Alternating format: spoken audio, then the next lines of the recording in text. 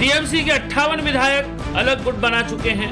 19 सांसद बागी रुख अपना चुके हैं। राज्यसभा में 13 में से 3 सांसद इस्तीफा दे चुके हैं। कल्याण बनर्जी ने अल्टीमेटम दे दिया है। टीएमसी में हालत यह है कि कब कौन से नेता की बगावत की खबर सामने आ जाए कोई नहीं जानता। दिल्ली में नॉन स्टॉप बैठकों के दौर के बाद ममता बनर्जी कोलकाता पहुंच ही पाई थी कि दीदी के सबसे बड़े वफादार ने अल्टीमेटम दे दिया। कल्याण बनर्जी ने क्लियरली कह दिया कि टीएमसी में या तो अभिषेक बनर्जी रहेंगे या कल्याण बनर्जी रहेंगे।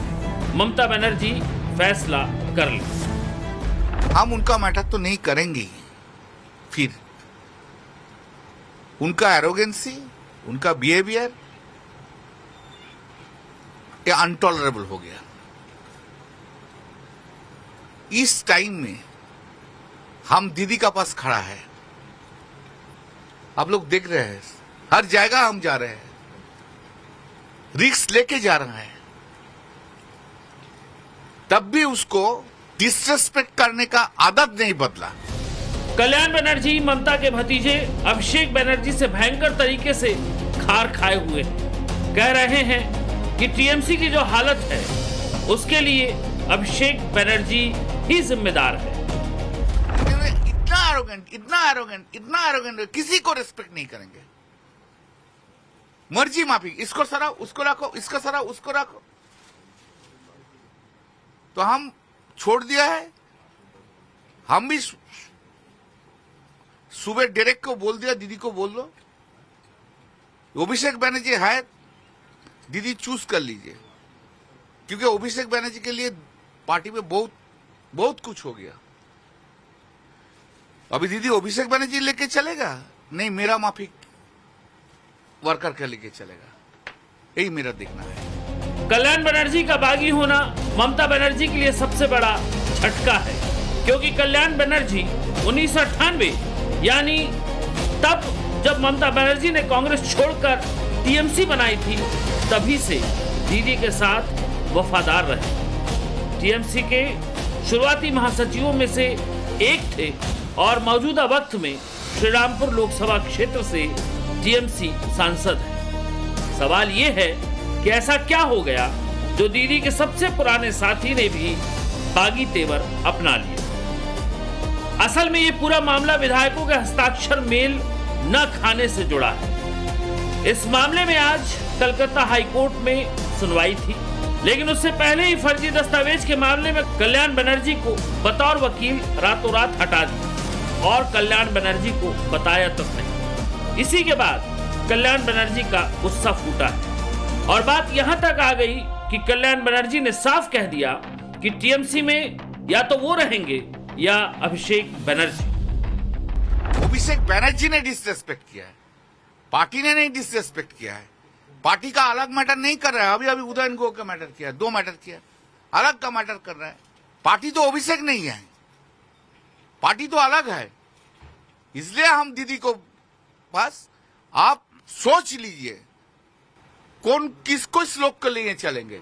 अभिषेक बनर्जी का माफिक आदमी के लिए चलेंगे तो हम नहीं है आपके साथ। कल्याण पहले टीएमसी नेता नहीं है जिन्होंने अभिषेक बनर्जी पर सवाल उठाए। इससे पहले ऋतुव्रत और संदीपन साहा ने अभिषेक पर सवाल उठाए थे। बागी गुट ने तो ममता को अपना नेता माना, लेकिन अभिषेक को बाहर कर दिया। अब इसी राह पर कल्याण बनर्जी भी आ गए।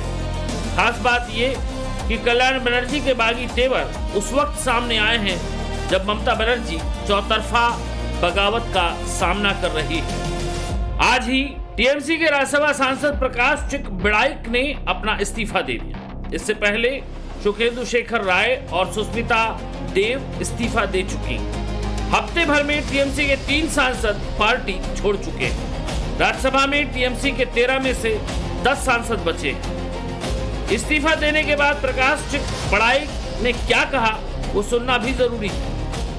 पश्चिम बंगाल के लोग का जो मैंडेट है, मैंडेट को देखते हुए अपना अपना रिस्पॉन्सिबिलिटी लेके, क्योंकि मेरा इलाका में भी हम लोग रिजल्ट ठीक नहीं किए, मैंडेट को देखते हुए हम लोग के राय दिए। मेरा पर्सनल डिसीजन है।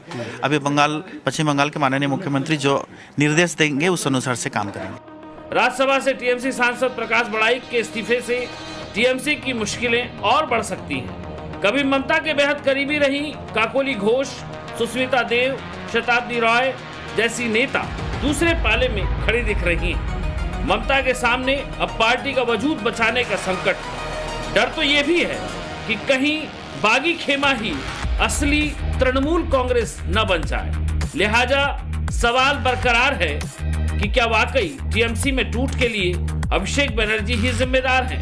क्या ममता बनर्जी का भतीजे पर हद से ज्यादा भरोसा भारी पड़ गया? ये सवाल यूं ही नहीं है। एक दौर में जुझारू राजनीति के दम पर बंगाल की सियासत में मुकाम हासिल करने वाली ममता बनर्जी सत्ता के बाद अपनी पार्टी टीएमसी भी गंवाने की कगार पर खड़ी और इसके लिए देश की राजनीति समझने वाले जानकार कहीं न कहीं अभिषेक बनर्जी को जिम्मेदार मान रहे हैं। इसे सिलसिलेवार तरीके से समझते हैं। ममता बनर्जी ही अपने भतीजे अभिषेक बनर्जी को राजनीति में लाए। 2011 में अभिषेक को टीएमसी की युवा शाखा से जोड़कर सक्रिय राजनीति में लॉन्च किया। अभिषेक 2014 में डायमंड हार्बर सीट से पहली बार लोकसभा सांसद बने और 2021 में उन्हें टीएमसी का राष्ट्रीय महासचिव नियुक्त किया गया। अभिषेक को निर्विवाद ममता बनर्जी का उत्तराधिकारी माना जाता है। पार्टी के भीतर अभिषेक बनर्जी के बढ़ते प्रभाव और कंट्रोल को लेकर पुराने नेता असहज महसूस कर रहे थे, जो बंगाल की सत्ता गंवाने के बाद खुलकर सामने आ रहा है। एक व्यक्ति जिसका योग्यता नहीं है एक काउंसिलर बनने का, दीदी ने धृतराष्ट्र की तरह अपनी आंखें बंद कर ली और उस व्यक्ति को प्रतिष्ठित करने के लिए राजनीति में उन्होंने सबको साइड कर दिया। ये व्यक्ति अभिषेक बनर्जी साल ब साल सांसदों का अपमान किया, विधायकों का अपमान किया, हमारे जैसे प्रवक्ताओं को तो गुलाम बना के रख दिया। पार्टी के हर स्तर के नेताओं के साथ इन्होंने बदतमीजी की, इन्होंने अपमान किया। एक व्यक्ति ने, जिस तृणमूल कांग्रेस को ममता बनर्जी ने इतने मेहनत से अपने खून पसीने से तैयार किया था, एक व्यक्ति ने उस पार्टी को खत्म कर दिया, बर्बाद कर दिया। टीएमसी में बगावत के बीच अभिषेक बनर्जी भी कोलकाता पहुंचे। कलकत्ता हाई कोर्ट ने अभिषेक बनर्जी को हस्ताक्षर जालसाजी मामले में सीआईडी के सामने पेश होने का निर्देश दिया था। तृणमूल कांग्रेस के सांसद अभिषेक बनर्जी सीआईडी के दफ्तर कोलकाता के भवानी भवन में पहुंचे हैं।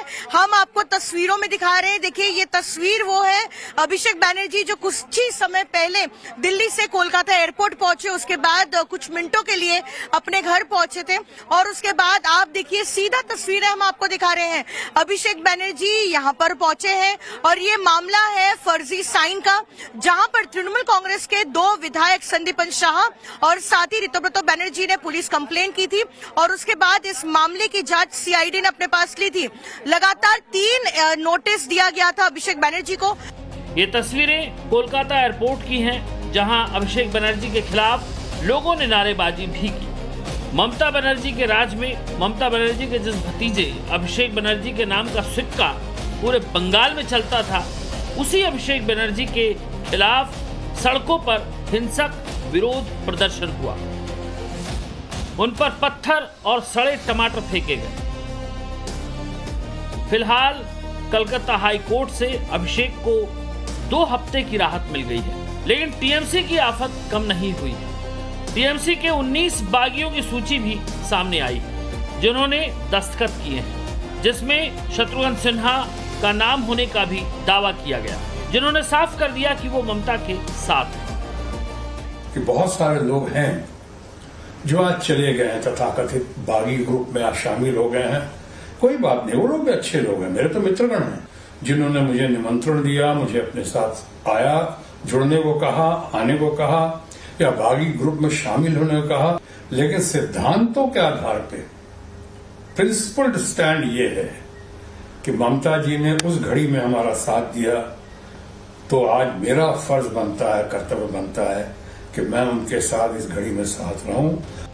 शत्रुघ्न सिन्हा ममता बनर्जी के साथ होने का दावा कर रहे हैं, लेकिन कहा यह भी जा रहा है कि बागियों की लिस्ट में यूसुफ पठान और माला राय के अलावा टीएमसी की सबसे मुखर महिला नेताओं में शुमार और काबा गर्ल नाम से मशहूर टीएमसी सांसद सायोनी घोष का भी नाम है। इस बीच सायोनी घोष की एक ऐसी तस्वीर ने बंगाल की राजनीति में सनसनी फैला दी।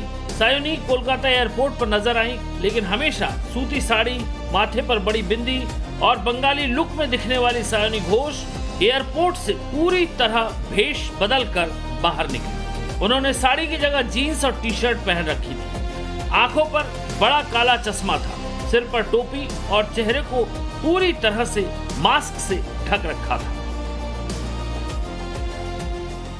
सायोनी घोष को वो आज का तस्वीर है या कोरोना टाइम का तस्वीर है या मास्क पर के मुंह ढक के, तो क्या है? अगर पार्टी में है तो पार्टी में है, अगर दूसरा कुछ है तो बोल्डली बोलना चाहिए। ये मुंह छुपा कर जाने का मेरे ख्याल से वो कोरोना टाइम का कोई पिक्चर होगा, नहीं तो ऐसा बिहेव कोई नॉर्मल आदमी नहीं करेगा। बंगाल में चुनाव के दौरान ममता बनर्जी के बाद टीएमसी नेताओं में सायोनी घोष की ही सबसे ज्यादा चर्चा हुई थी, लेकिन हार के बाद ममता के पीछे चलने वाले चेहरों का साया भी नहीं दिख रहा है। बीजेपी के बंगाल विजय के बाद ये तय हो गया कि अब ममता बनर्जी और उनकी पार्टी के खराब दिन आने वाले हैं, लेकिन 2 महीने में ही तृणमूल तिनका तिनका होने लगेगी, शायद ही किसी को अंदाजा रहा होगा। अब इस तस्वीर को ही देख लीजिए। ये टीएमसी नेता वही जहांगीर खान है जो खुद को पुष्पा कहता था। उसी जहांगीर खान की पुलिस ने परेड निकाली, वो भी उसी डायमंड हार्बर के फलता इलाके में जहां जहांगीर खान का दबदबा और खौफ माना जाता था। गिरफ्तारी के बाद पुलिस ने जहांगीर खान को हाफ पैंट पहनाकर सड़कों पर पैदल घुमाया। लब्बुलुआब यही कि सिर्फ 2 महीने में ही बंगाल की राजनीति 180 डिग्री बदल चुकी है। ब्यूरो रिपोर्ट, टाइम्स नाउ, नव भारत।